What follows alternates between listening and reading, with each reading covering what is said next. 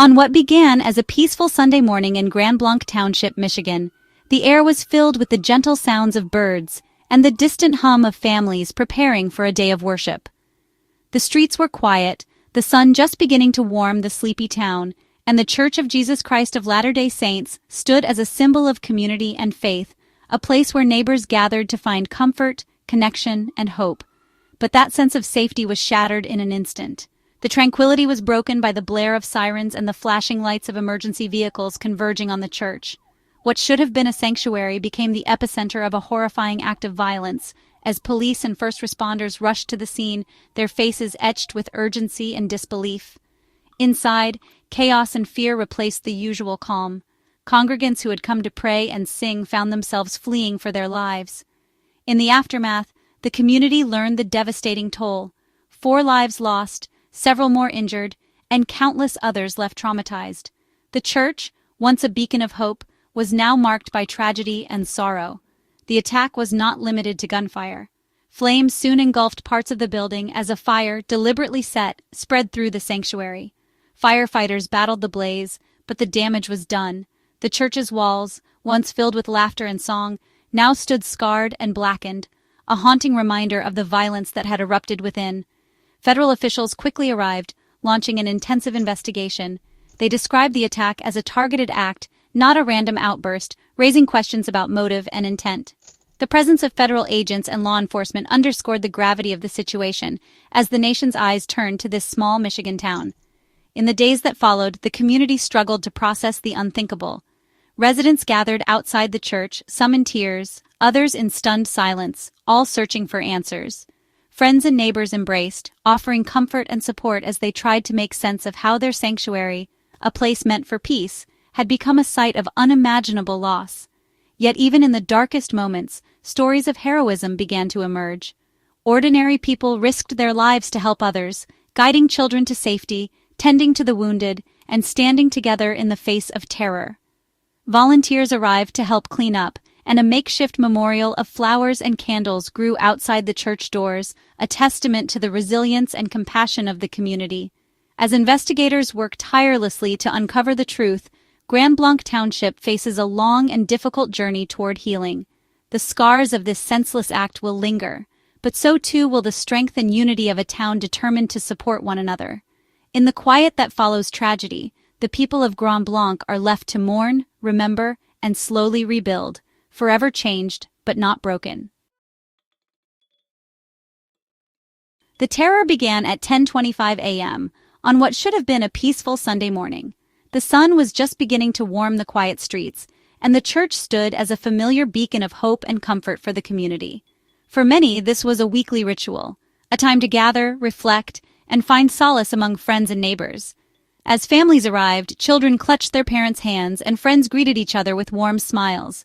The air was filled with laughter and anticipation, the promise of another ordinary day of worship and togetherness. No one suspected that their lives were about to change forever. Suddenly the calm was shattered. Without warning, a vehicle accelerated toward the church, crashing violently through the entrance. The sound of metal and glass colliding echoed through the sanctuary, sending shockwaves of confusion and fear through the congregation. This was no accident. It was an intentional, calculated act meant to inflict maximum harm. The driver, Jacob Sanford, stepped out of the wrecked vehicle, armed with an assault rifle. In a matter of seconds, he began firing indiscriminately at those inside and outside the church. The sudden eruption of gunfire sent people diving for cover, their prayers replaced by screams of terror. Panic erupted instantly. Parents desperately searched for their children, while others tried to help the elderly and vulnerable to safety. The sanctuary, once a place of refuge, was now a scene of chaos and confusion. People scrambled for exits, some crawling on the floor, others frozen in shock. The attack was swift and deliberate, designed to maximize confusion and harm. Emergency vehicles raced to the scene, their sirens piercing the morning air. First responders braced themselves for the unimaginable as they arrived to find a community under siege. The crash had created a gaping entry point, leaving the church exposed and vulnerable. Shattered glass and splintered wood littered the steps, a stark reminder of the violence that had just unfolded. The attack was not only brutal, but meticulously planned, showing a chilling disregard for human life. In a matter of moments, a place meant for peace and reflection was transformed into a war zone. Police established a perimeter, trying to restore order amid the chaos, while the community watched in disbelief as their sanctuary became a crime scene. Inside, those who had managed to find shelter huddled together, their faces etched with fear and uncertainty. Trapped and terrified, they faced a nightmare that had only just begun, unsure if help would arrive in time. The brutality of the attack would leave deep scars, haunting the community long after the gunfire ceased. In the days that followed, the church steps would become a place of mourning, as friends and families gathered to remember those lost and to begin the long, difficult journey toward healing. Inside, pandemonium reigned. The crash and gunfire sent worshippers diving for cover, parents shielding children, friends helping each other to the ground. Smoke, dust, and the smell of gunpowder filled the air, making escape nearly impossible. The gunmen moved with chilling intent, firing indiscriminately. Some tried to reach exits, but the layout and the attacker's position left them trapped. The trauma of those moments will linger, safety and sanctity replaced by terror. Survivors will never forget the sounds, the fear, or the loss. The church's sense of security was shattered in an instant. Paula Mazer, a survivor, described the chaos as the doors blew in and confusion turned to terror. She and others fled outside, only to find the gunmen still firing. Bullets struck their car as they tried to escape, one grazing her friend's hand. Even outside, no one was safe. The violence was relentless. Paula's story highlights the randomness of survival and the courage of those who acted to save each other. Inches separated life from death. Her account reminds us that behind every headline are real people, forever changed. The ordeal will haunt survivors long after the news fades. The first 911 call was barely finished when the wail of sirens pierced the night. Law enforcement responded with astonishing speed. Within just 30 seconds, the first patrol cars screeched to a halt outside the scene.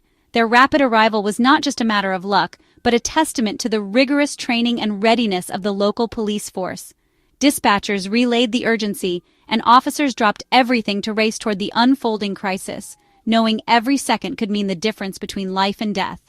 As the officers arrived, they were met with utter chaos. Smoke billowed from the building, flames licking at the night sky, and the sound of gunfire echoing through the air. Terrified civilians poured out of the exits, some stumbling, others carrying children or helping the injured. The officers had no time to hesitate. An active shooter was still inside, and the building was quickly becoming a death trap. Without a moment's pause, the officers advanced, weapons drawn, moving as a coordinated unit toward the heart of the danger. Their training kicked in, guiding their every step as they navigated the confusion and noise. Each officer knew the risks, but their determination to stop the gunmen and protect innocent lives outweighed any fear. The officers' swift and decisive actions forced the attacker to shift focus away from defenseless civilians and toward the police. By drawing the gunmen's attention, they created precious moments for people trapped inside to escape. Their willingness to put themselves in harm's way likely prevented a far greater tragedy. As the confrontation intensified, more and more people managed to flee the building. Officers guided them to safety, shouting directions and providing cover. The chaos was overwhelming, but the presence of law enforcement gave hope to those desperate to survive. The officers' bravery and professionalism were on full display. Their training in crisis response, tactical maneuvers, and teamwork proved crucial in containing the threat. They communicated constantly, coordinated their movements, and adapted to the rapidly changing situation. Coordination between police, fire, and medical teams was seamless.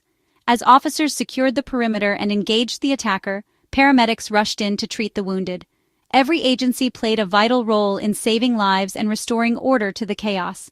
In the aftermath, the officers stood together, united by the ordeal they had faced. Their actions that night were a testament to their courage, commitment, and unwavering sense of duty. They had risked everything to protect their community.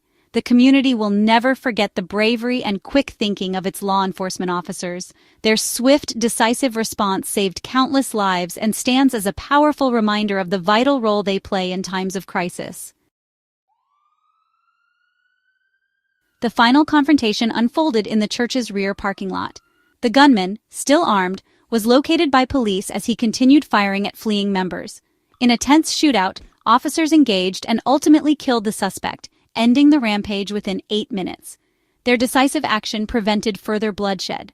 The officers risked their lives to protect others, displaying remarkable courage. With the suspect dead, the immediate threat was over, but many questions remained. The parking lot became the grim endpoint of the violence. For the community, it marked the start of a painful recovery. The tragedy deepened as the suspect set the church ablaze. Flames and smoke complicated rescue efforts, turning the building into a dangerous inferno. Firefighters battled both the blaze and the need to preserve evidence. Once contained, the search for victims began amid the charred ruins. The destruction was immense, years of memories and history lost. The church, a community hub, was reduced to a shell. Rebuilding will be long and difficult, both physically and emotionally. The ruins stand as a stark reminder of the violence endured. As calm returned, the painful process of identifying victims began. 4 lives were lost, 8 wounded, each a beloved member of the community. Their stories are the true cost of this tragedy. The suspect, Thomas Jacob Sanford, a former Marine, was killed at the scene. Investigators are searching for answers. Was this personal, ideological, or a mental health crisis? Sanford's background is under scrutiny for clues to his motive. The community mourns, seeking comfort and understanding. The search for answers is now as important as the search for healing. As shock fades, questions remain. Why did Sanford target this church? Was there a connection, a grievance, or something deeper? Investigators sift through evidence, hoping to prevent future tragedies. The community waits, mourning the lost and supporting the wounded. Their sanctuary is gone, but their resolve endures. The biggest question, why, may never be fully answered. Grand Blanc Township faces a long journey toward healing, forever marked by that tragic Sunday.